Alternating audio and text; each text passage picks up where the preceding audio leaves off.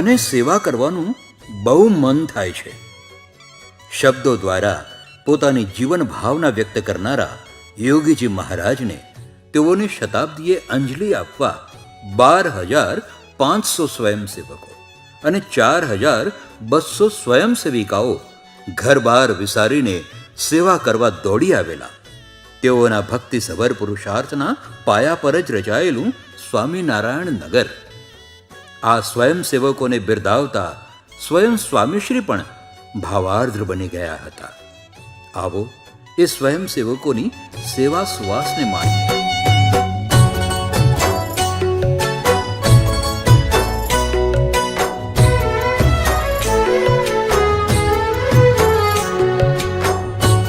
રહેવાનું બી સુપર છે. એમ કે વીઆઈપી સગવડ બધી ફેસિલિટી આપી. ખાલી કહેવા પૂરતું ટેન્ટ કહેવાય, બાકી સગવડ પૂરી વીઆઈપી આપેલી છે. એમ બહુ ફર્સ્ટ ક્લાસ, કોઈ જાતની ચિંતા નહીં, જમવામાં તકલીફ નહીં, સુવામાં તકલીફ નહીં, સામાન્ય તકલીફ નહીં.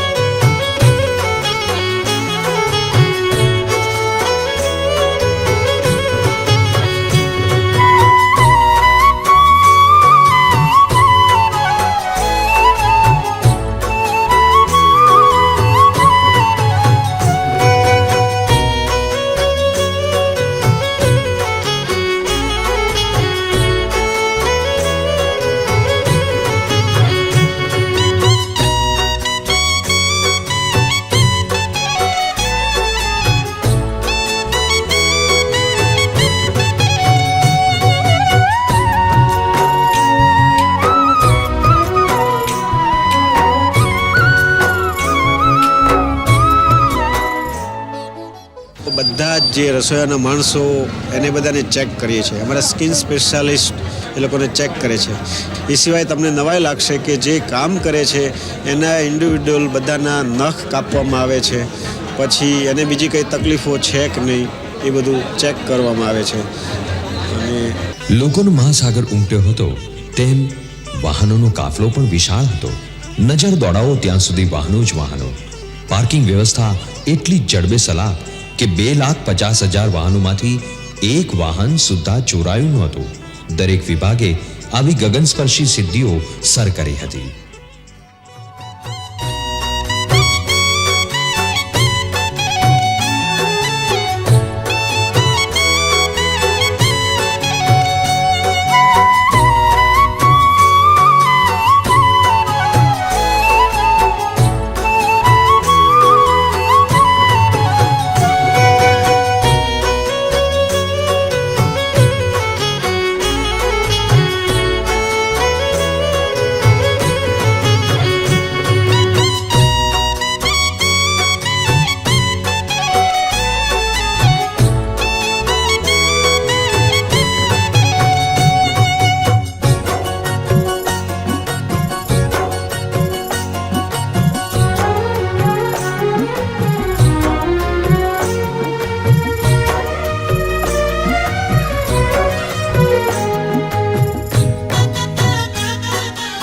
કોઈ પણ સાધુથી હું અભિભૂત થયો હોઉં તો સ્વામિનારાયણના સાધુઓથી થયો.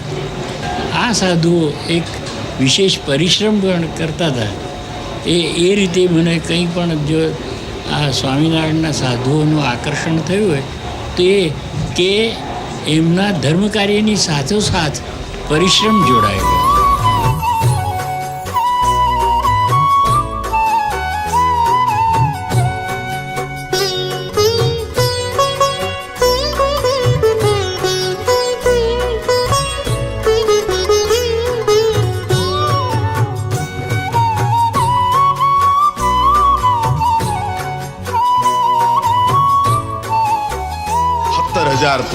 સ્વયંસેવકો છે, 50 દિવસની સેવા નોંધાવી છે. ઓલા પોસ્ટ ઓફિસ વાળા ફરિયાદ કરતા હતા. એ કે અત્યાર સુધીમાં કોઈ પોસ્ટ કાર્ડ ખરીદવાય નથી આવ્યું અહીંયા. નગર માણાને ઘર સાંભળે, પરિવાર સાંભળે, તમે એવ માતા જ તમે પિતા. 71,000 સેવકોને બાપા પરિવારનું સુખ આપી રહ્યા છે અને ઘર યાદ નથી આવતું. આટલી સંખ્યામાં લોકો વ્રતો લે છે, સેવા કરે છે, સમર્પણ કરે છે, પોતાના ઘર, પરિવાર, વ્યવસાય આ બધું છોડવાની જે એક ઉત્કંઠા, એક ભાવના ઊભી થઈ છે, એ મોટામાં મોટી ફલશ્રુતિ એ હું સમજુ છું આમાં. અને of course volunteer, that is surprising. The number of volunteers જે છે એ લોકોના, એ જાતનું મેં વ્યવસ્થાકિતથી જોઈ નથી. संस्था में 10-5 लोग उत्साही होते हैं, बाकी 20-25 पाँव घिसने वाले होते हैं. यहाँ तो मैं देख रहा हूँ कि हर एक जितने स्वामियों से मिला, जितने आपके और वॉलंटियर से मिला, बच्चों से मिला जिन्होंने इतना वो बाल कक्ष चलाए, तो यही धारणा हुई ट्रेनिंग इनकी मेंटल थिंकिंग बहुत अच्छी है. करने वाले लोग इतने अनुशासित और इतने नम्र, दूसरों के प्रति इतने उदार और अपने प्रति इतने संयमित, ये कार्य बहुत मुश्किल है. यहाँ जितने भी मैंने देखा, कोई मुझे 12 ने नज़र नहीं आया, 16 नहीं नज़र आया सब. Tremendous. I can never imagine that if government were to do it, they would have made a total mess of the entire affair.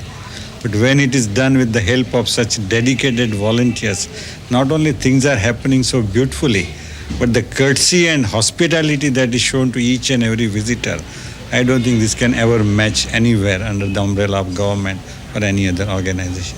બે વસ્તુ થઈ છે કે બ્રેઇન પાવર પણ વપરાયો છે અને હાર્ટ પાવર પણ વપરાયો છે, એટલે ડિવોશન પણ છે અને excess tremendous amount of intelligence has been put in planning the whole thing. ને સેવા કરીને જીવન સાર્થક બનાવવાની અને સેવામાં જ સફળતા માનવાની જે આખી ભાવના છે એ જ સૌથી વધારે તમારા ગઢ પરનો મણી છે.